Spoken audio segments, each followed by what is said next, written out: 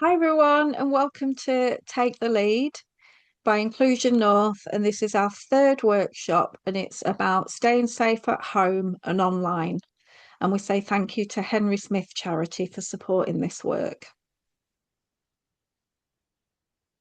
Hi everyone, my name is Dawn Flockton. I'm a leadership coach for Inclusion North. I've been working with Inclusion North for 5 years on the project and 6 years in total working Inclusion North. And I'm Maria, and I'm a project worker at Inclusion North. And I've been working with Dawn on this for the last, I don't know, year and a half. Before we start, how confident do you feel right now? Thumbs up if you feel confident, thumbs in the middle if you're not sure, or thumbs down if you're not confident at all.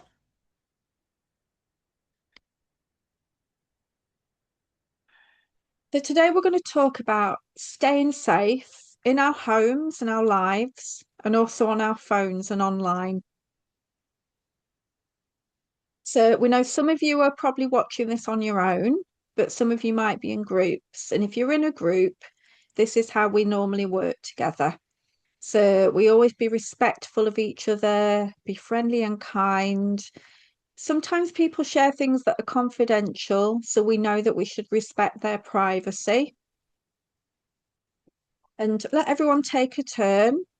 And if you need to pause this video at any time, if you need a break or want to chat to someone, just go ahead and do that.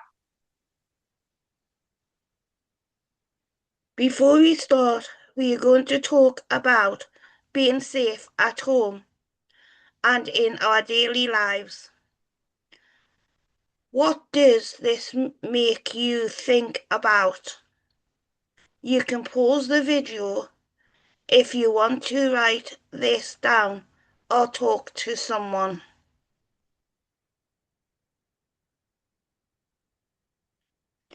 Different types of housing, including buying or renting somewhere independently, specialist housing that includes care and support such as shelter housing schemes. Residential with your own bedroom but sharing everything else with other people.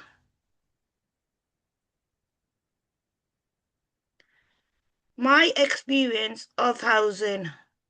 I live in a flat on my own. This is a type of shelter housing for people with learning disabilities. There are staff who check in with me every day and 24-hour emergency support. This makes me feel safe, but also means I am independent. What does safe mean to you?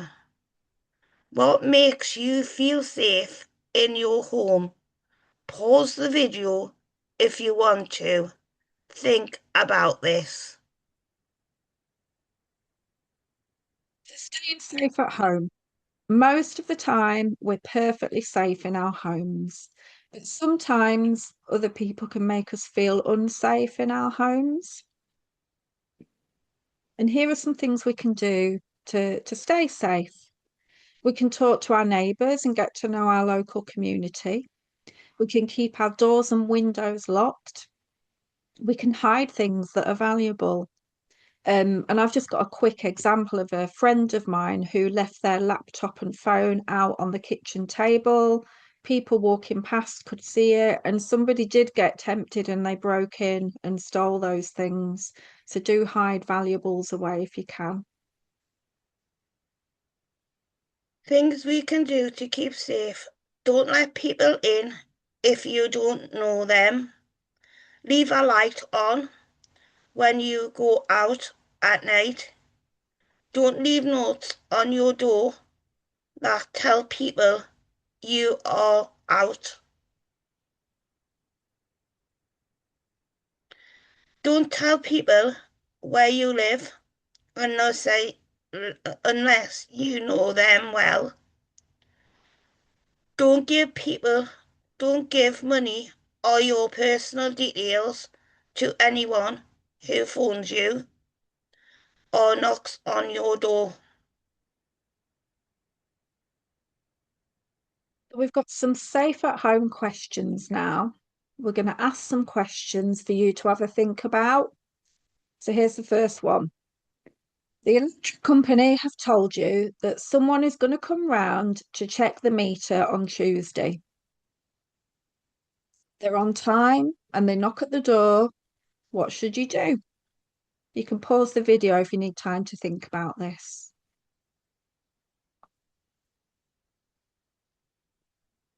When the company makes an appointment, they should tell you who will be coming.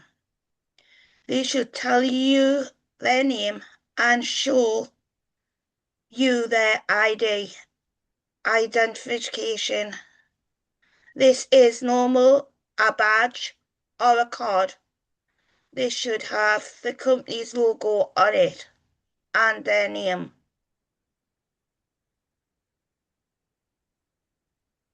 Next question. Someone knocks at the door. They don't have appointment. They want to come inside and talk to you about your internet. They tell you they can get you a cheaper internet. What should you do? Pause the video if you need time. Not sure? Don't open the door. If a stranger wants to come into your home without an appointment and without planning in advance, don't let them in. Next question. Harry is going on holiday for a week. No one will be home while he's away. He is excited and posted on Facebook about going on holiday. What do you think about this?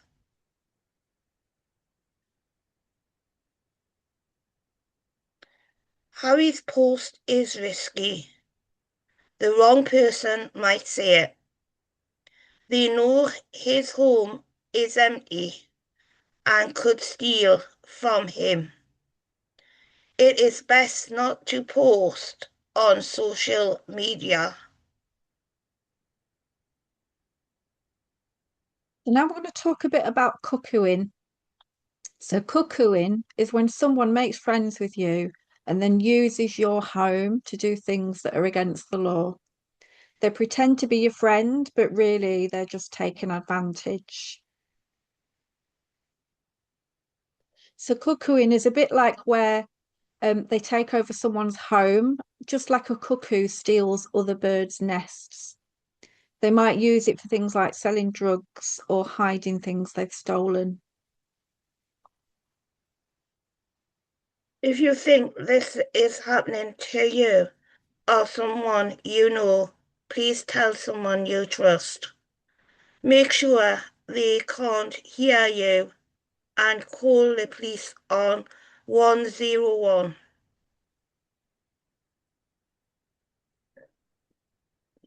Here are a few more tips about staying safe at home.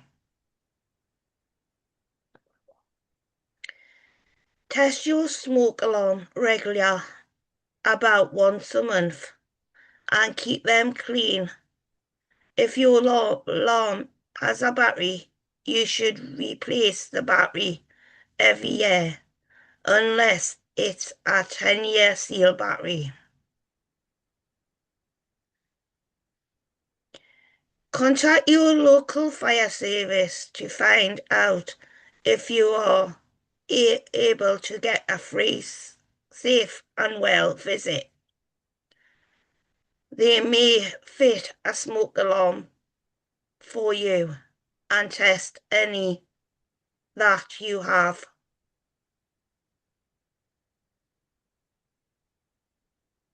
Plug lots of powerful things into one extension lead. Overloading a socket is a fire risk. Things like kettles, irons, hair dryers, they use a lot of electricity. And just because a lead has 4 spaces or more where plugs can fit doesn't mean you could use all of them. Plugging in more than one can take you over the maximum load. Unplug things when you're not using them. What should you do if there's a fire? Get out and phone the fire brigade on 999. If water gets near electric, it is dangerous. Don't bring electric items such as radios, heaters, or hair dryers into the bathroom. Most personal alarms are waterproof, so you can take them into the bathroom. Do you have any other examples or tips for staying safe at home? If you're watching this in a group, have a chat about this now. Time for a break. Have a Kit Kat. You might want to take a short break now. You can pause the video. The next session we are going to talk about is staying safe online.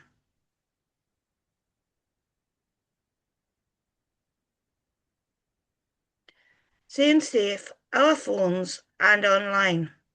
Before we start this session, pause the video to have a chat or a think. Think about how we use our phones and the internet. Think about if there are ways this could make us feel or unsafe. Social media is a way of sharing information with lots of people online. Lots of us do this on your mobile phone, tablets, computers. We use a lot of apps like Facebook, TikTok, and Instagram. Lots of social networking sites. You'll need your own username and password to log on to these websites. And it's important to keep these private, your username and password, keep them safe. Lots of social media apps have a profile that might have a photo of you, information about you, somewhere to write messages and chat, somewhere to share photos and videos.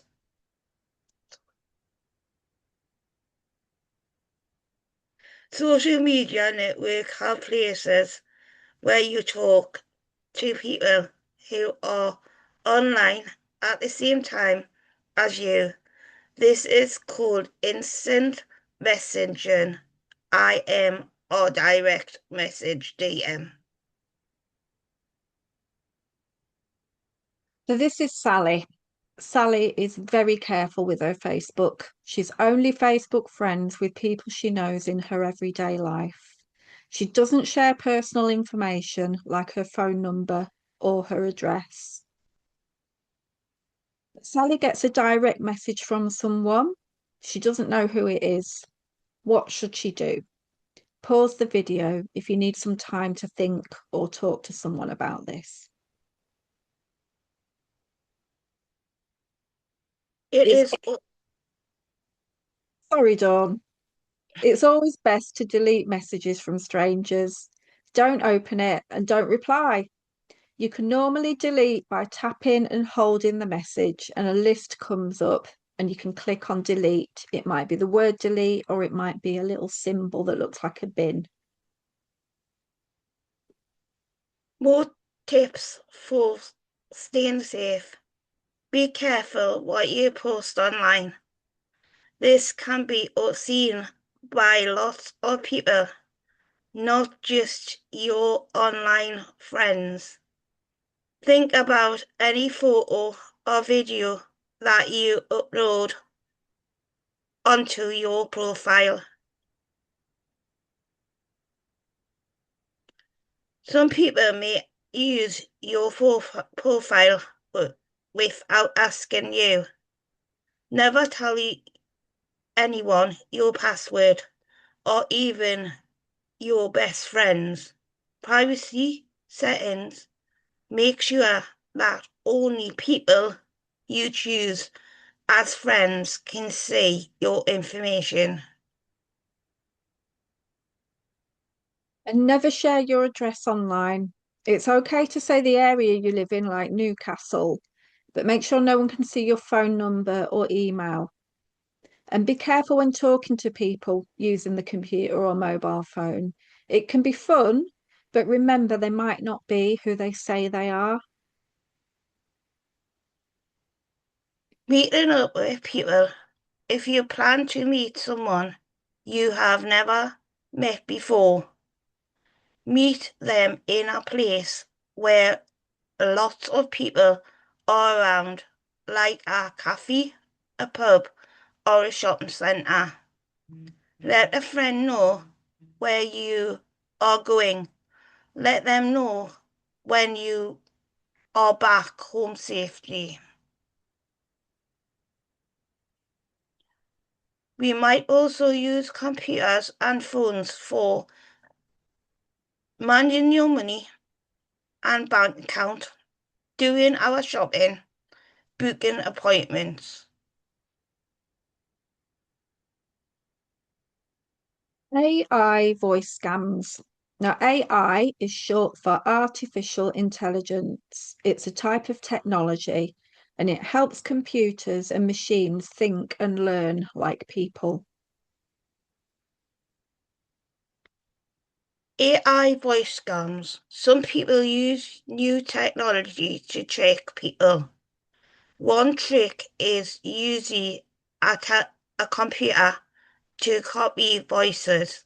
This is called AI voice scams. An AI voice scam telephones people. It might sound like someone you know, and they might say they've had an accident or need money. The voice sounds real, and it's important to be careful.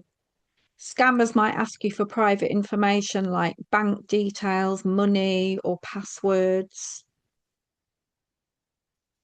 If you get a call that sounds like someone you know, but you feel nervous it could be a scam, here are some things you can do.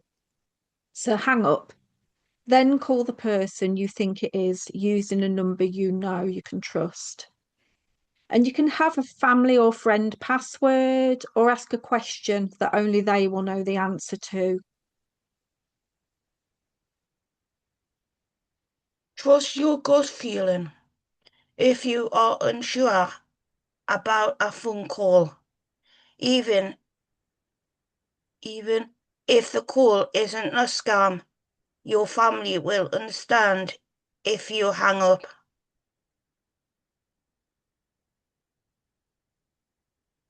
You get a text message from a number you don't know. It says you've been wrongly charged for something. It asks you to text a number. What should you do?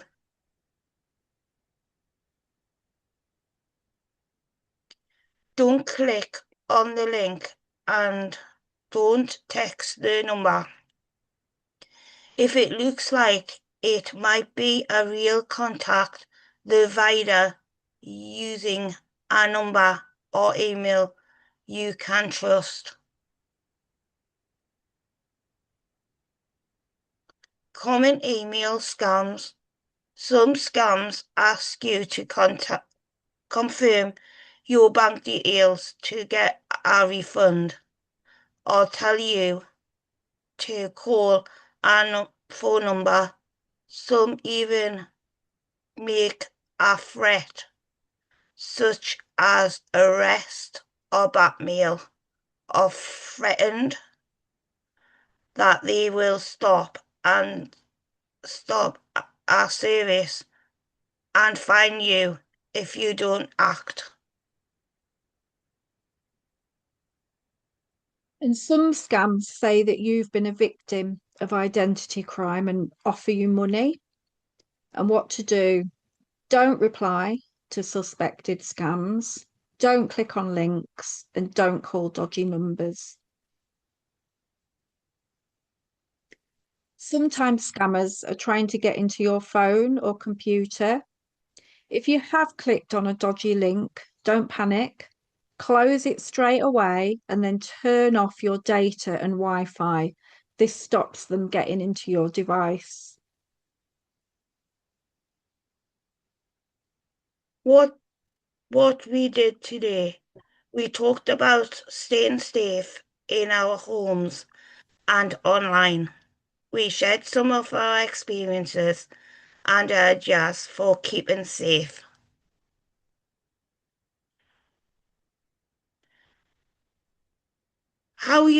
Now you have watched this workshop, how confident do you feel? Has it changed? Thumbs up if you feel confident, thumbs in the middle if you're not sure, or thumbs down if you're not confident at all.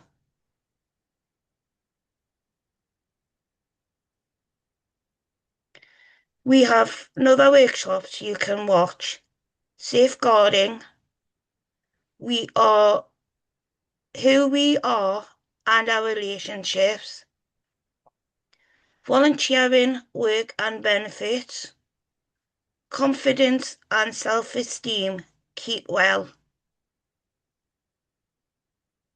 And thanks for joining us today. If you need to get in touch with Inclusion North, you can email us on office@inclusionnorth.org. Thank you. Thank you. Bye. Thank you for watching.